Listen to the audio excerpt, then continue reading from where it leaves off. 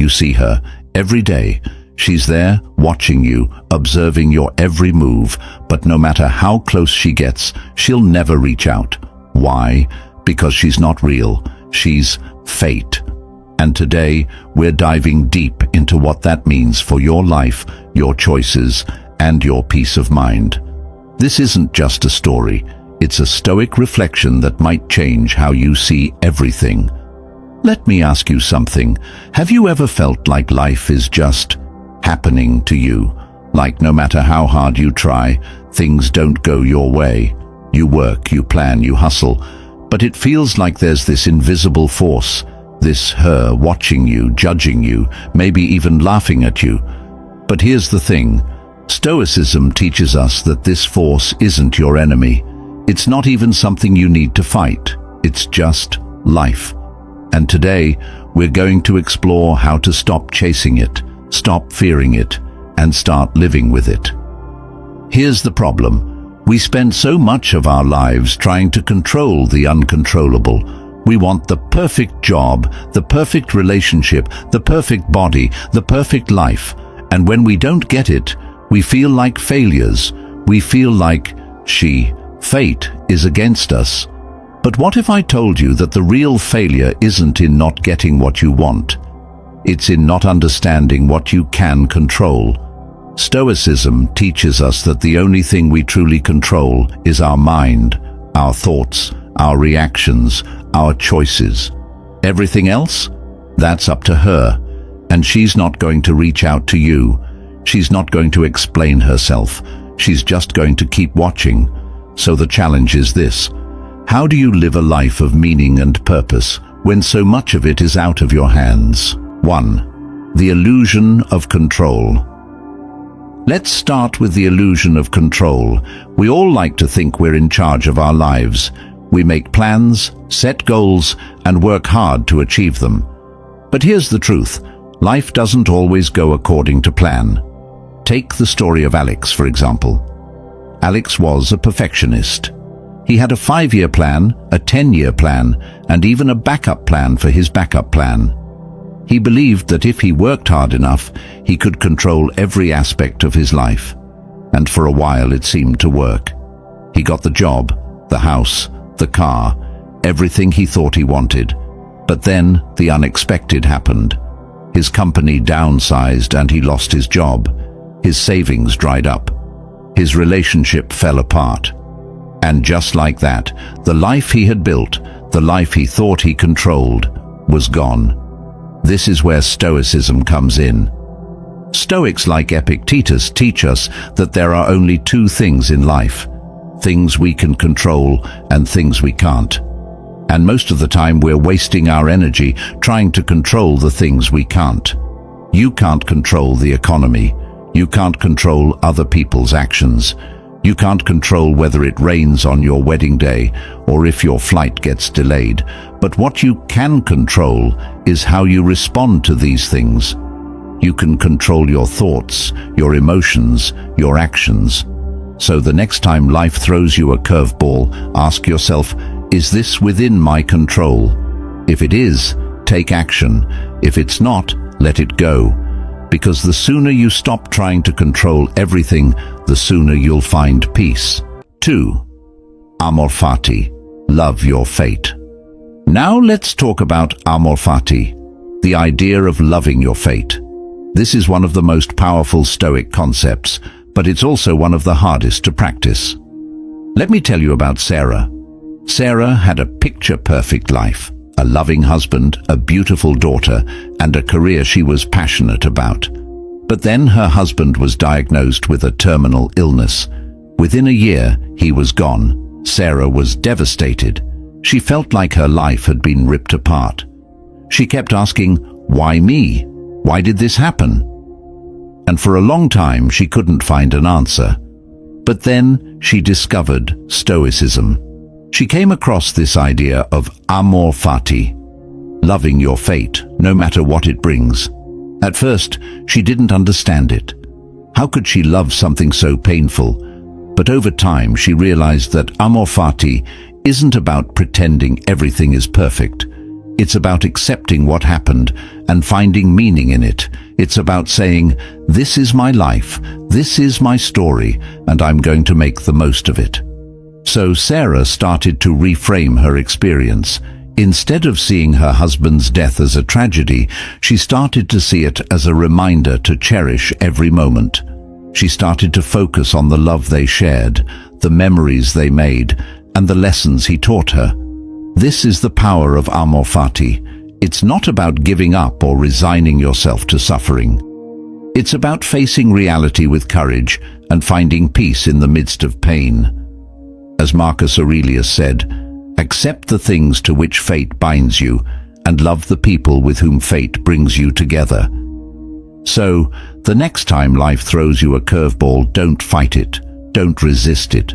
Accept it, embrace it, and find the meaning in it, because that's where true strength lies. 3. The power of perspective. Perspective is everything. The way you see the world shapes how you experience it.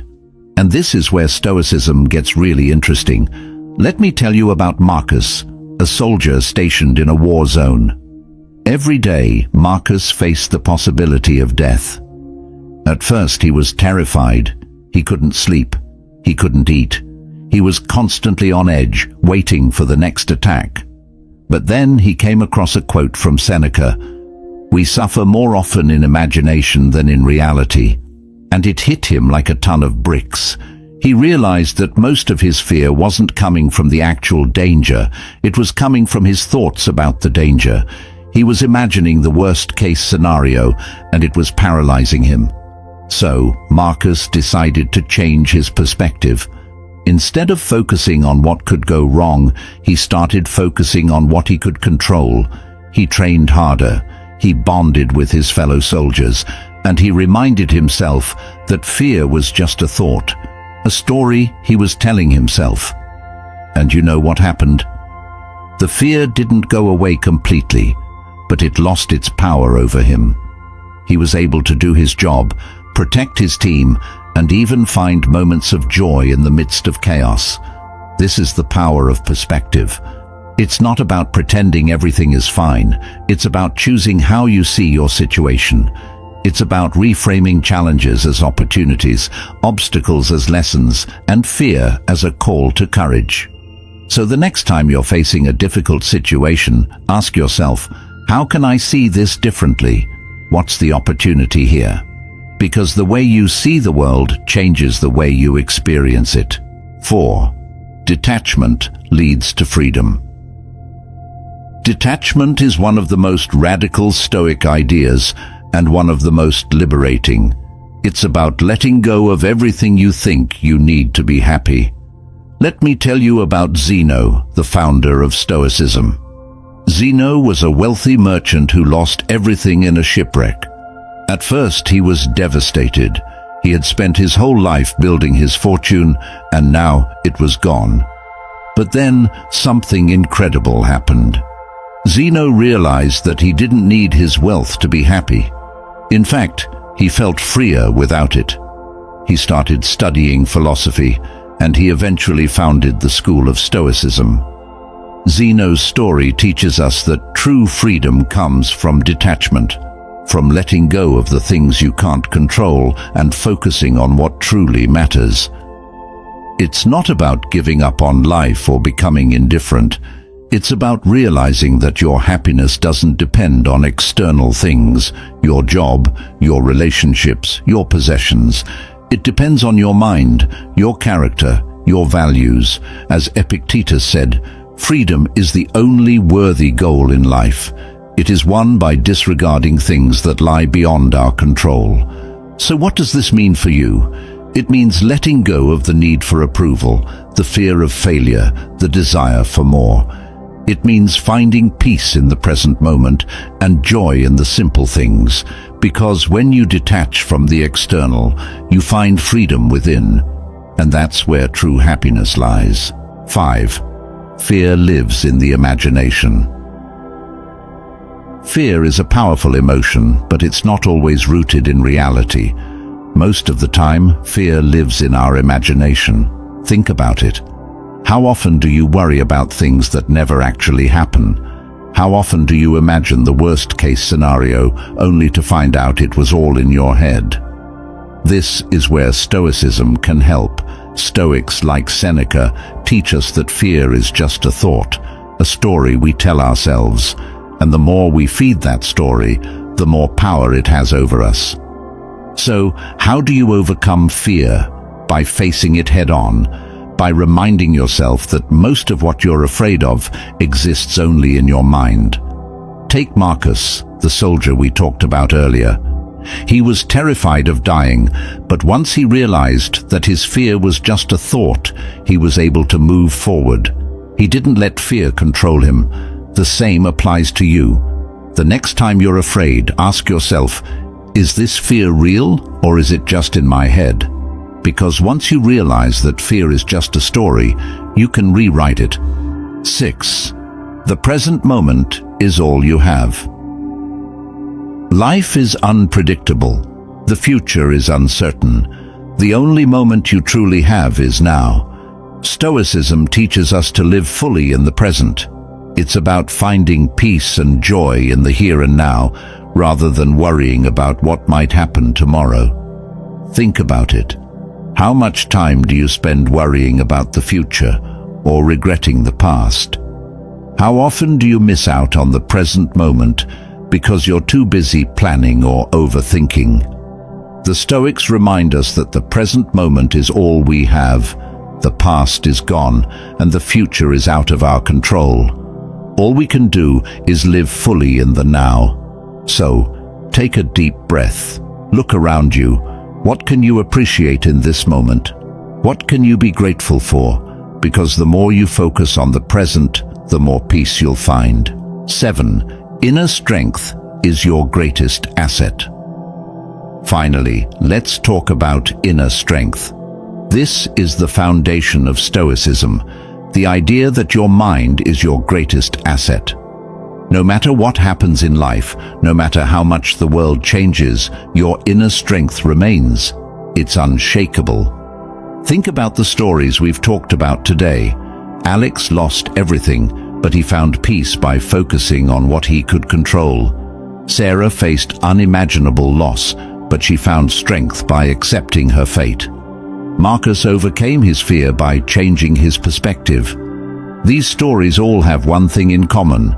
They show the power of inner strength. So, how do you cultivate inner strength? By practicing Stoic principles, by focusing on what you can control, accepting what you can't, and finding meaning in every experience. Because when you build your inner strength, you become unstoppable. No matter what life throws at you, you'll be ready. Here's the moment of truth. She's always going to be there. Fate will always be watching. But here's the secret. She's not your enemy. She's your teacher. Every setback, every failure, every unexpected twist is a lesson. And the sooner you stop trying to control her, the sooner you'll find the peace you've been searching for. Because the real power isn't in changing the world around you, it's in changing the world within you. So, what's the takeaway? Life is unpredictable. Fate is unpredictable. But your mind? That's yours. Your thoughts, your reactions, your choices, those are the things you can control. And when you focus on those, you stop chasing her. You stop fearing her. You start living with her. And that's when you find true freedom. If this resonated with you, hit that subscribe button. Let's keep exploring life's biggest questions together.